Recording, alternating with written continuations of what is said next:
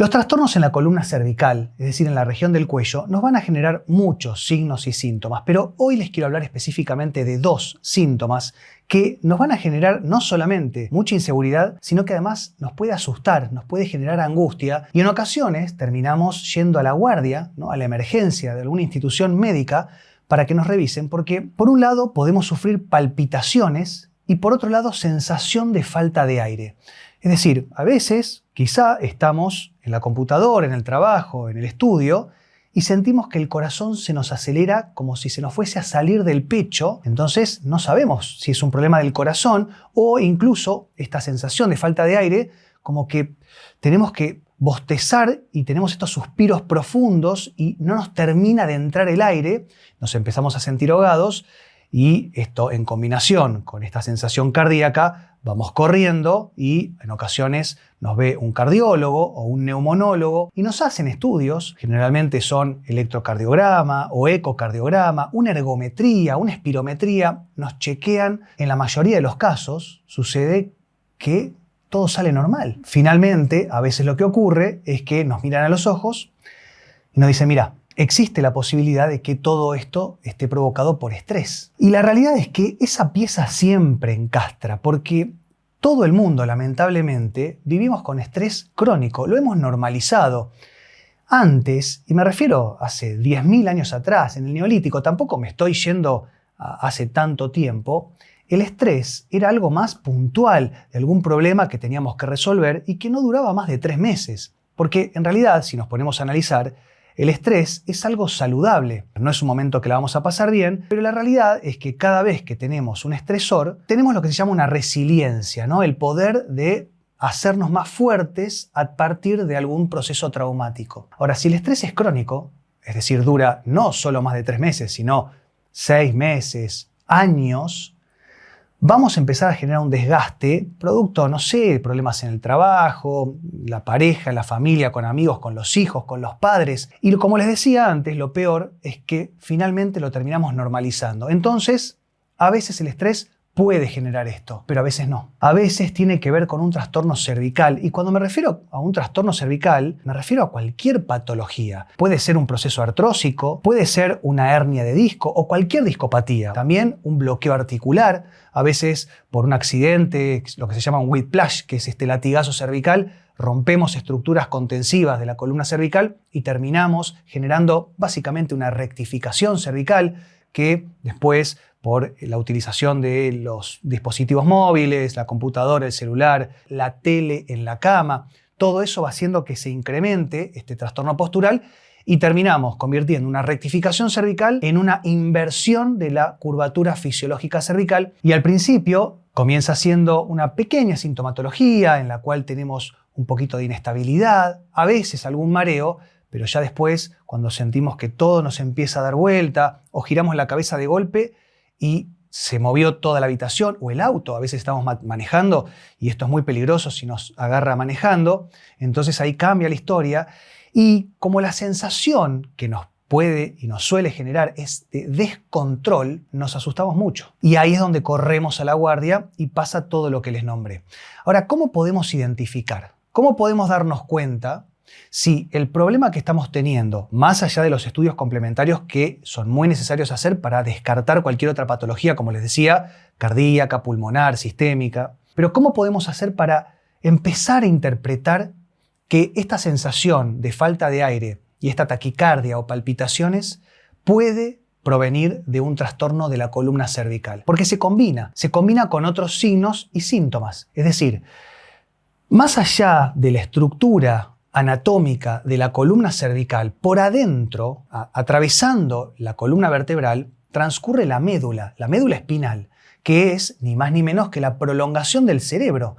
Y en la región cervical, bien cercana al cerebro, es muy gruesa y muy importante. Además, si bien tiene su flexibilidad, tiene muchas terminales sensitivas. Entonces, cualquier trastorno, como les decía, ya sea por una rectificación o una inversión de la curvatura fisiológica cervical, alguna desalineación entre las vértebras que se llama listesis, producto de algún golpe, traumatismo, accidente, también las malas posturas van a empezar a incrementar todo esto. Y no solamente por adentro, o sea, atravesando la columna vertebral transcurre la médula, sino que además por la periferia también están los nervios, las raíces nerviosas que emergen de la columna cervical y van parte para la cabeza, parte para los brazos, las manos y para el cuerpo, sino que además todas las terminales vasculares, es decir, todas las arterias que le llevan sangre hacia el cerebro y le van a dar con la sangre el oxígeno. Bueno, no hace falta que les explique lo que va a pasar si no le llega buena cantidad de oxígeno al cerebro. Vamos a tener esta sintomatología porque el cerebro le va a dar la orden al corazón que bombee más sangre, más flujo sanguíneo, porque no le está llegando buena cantidad y calidad de oxígeno, pero no va a pasar, porque el problema no está en el corazón. El problema es que hay una obstrucción articular o muscular también. ¿Y por qué muscular? Porque este es un tema que también me interesa que se entienda bien. Si nosotros tenemos algún trastorno biomecánico de la columna, como cualquiera de los que puede generar los procesos que les nombré antes, va a haber una contractura asociada, una contractura muscular. Y muchas veces nosotros pensamos que la contractura es la causa, y no es la causa, es la consecuencia. Entonces, ¿qué hacemos? Vamos al masajista y le decimos, por favor, trabájame bien la zona cervical, bien fuerte, sacame esta contractura que me está trayendo mareos y muchas otras cosas más que ahora les voy a contar. O incluso a veces nos ponemos esa manta térmica, esa que se enchufa y genera calor, o también puede ocurrir que tomamos miorrelajantes, ya sea miorrelajantes por sedación, que actúan a nivel central, o miorrelajantes periféricos, obligan, por fuerza bruta quiero decir, a los músculos a que se relajen. Y la realidad es que esta contractura está cumpliendo una función fisiológica. Está tratando de proteger y sobre todo estabilizar una región de la columna que no está bien. La idea sería contener algo que está inestable. Si nosotros sacamos esa contractura, como les decía, por fuerza bruta con cualquiera de estos métodos, el cuerpo, el organismo, va a intentar siempre volver a estabilizar la zona que está afectada.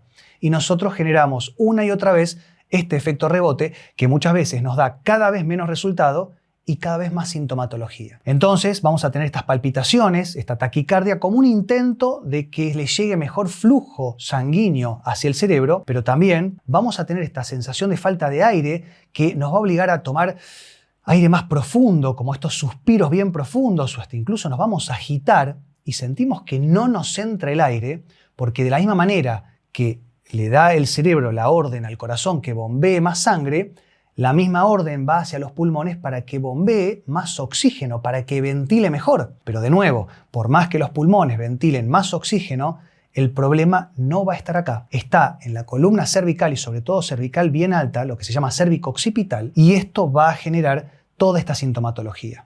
Entonces, volviendo un poco al principio, ¿cómo podemos identificar y empezar a interpretar que toda esta sintomatología que nos genera tanto miedo, angustia, depresión incluso, nos quita el sueño, nos hace tomar medicamentos para la ansiedad, antidepresivos, ansiolíticos? Nos vamos a dar cuenta de que este problema es cervical porque vamos a tener dolor, obviamente, dolor cervical, dolor de cabeza, en los hombros, irradiado hasta las escápulas también.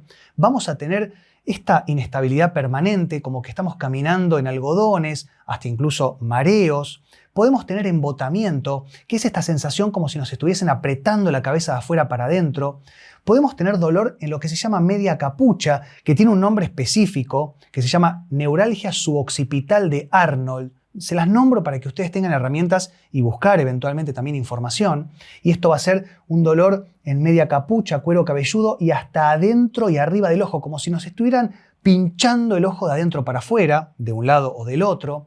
También vamos a tener vista borrosa, no podemos ver bien, vamos al oftalmólogo para que nos ajuste a veces la graduación de los anteojos, pero no está ahí, porque seguimos viendo mal, sobre todo más de tarde-noche. Por otro lado, podemos tener fallas de la memoria, neblinas mentales. A lo mejor estamos charlando con alguien y vamos a decir algo, queríamos acordarnos de un nombre y no nos termina de salir lo que queríamos decir o nos olvidamos de cosas. Entonces pensamos, uy, esto ya es una enfermedad neurológica. Vamos al neurólogo, nos hacen exámenes y en ocasiones sale todo bien. Y los tratamientos tienen que estar apuntados justamente a esto. Los tratamientos tienen que estar apuntados sobre todo a intentar corregir las cuestiones biomecánicas que están comprimiendo estructuras.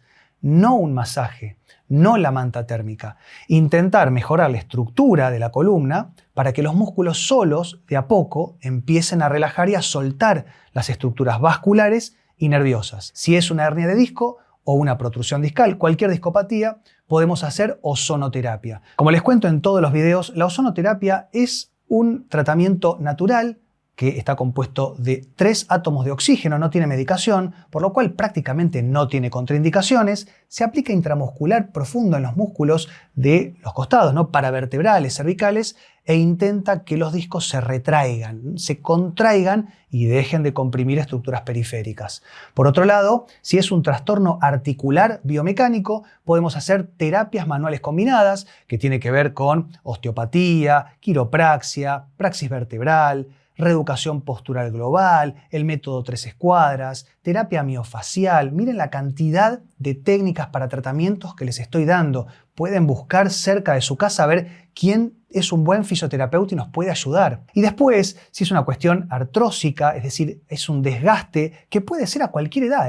La artrosis muchas veces está asociado a la edad y no es tan así. Yo he visto gente joven con artrosis cervical producto de muchas tensiones, de una mala postura, de un accidente. Para esto, lo que tenemos que hacer es intentar que no avance. Obviamente la artrosis no es una patología que se pueda volver para atrás, pero eventualmente con algunos suplementos específicos que tienen que ver para cada persona en particular, por eso no los podemos nombrar ahora, pero que se pueden suplementar con una conducta alimentaria específica buena, podemos darle nutrientes a todas las articulaciones para mejorar este funcionamiento y que deje finalmente, eventualmente, de comprimirnos todas las estructuras que nos dan esta sintomatología tan desagradable y que nos genera tanto miedo. Espero que les haya servido y gustado el video y nos vemos en la próxima. Que estén muy bien. Chau.